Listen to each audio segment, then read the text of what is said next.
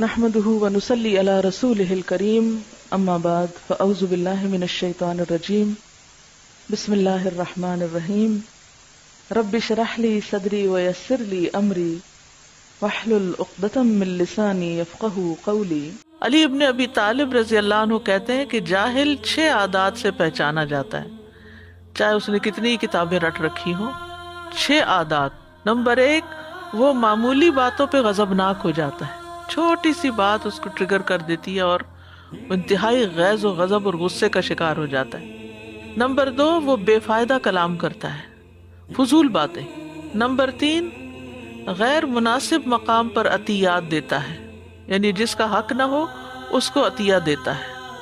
Number 4، دوست اور دشمن کی پہچان نہیں رکھتا، اس کو یہ نہیں سمجھ آتی کہ کون میرا دوست ہے کون میرا دشمن ہے۔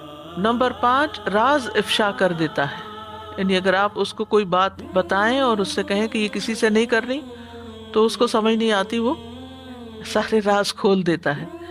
نمبر 6، ہر کسی پہ بھروسہ کر لیتا ہے۔ یہ آپ دیکھیں کہ یہ حضرت علی بن ابی طالب رضی اللہ تعالیٰ عنہ ماشاءاللہ کتنی گہرائی کے ساتھ انہوں نے انسانی نفسیات کا جائزہ لیا اور جاہلوں کی 6 عادتیں یہاں پر بیان کر لی۔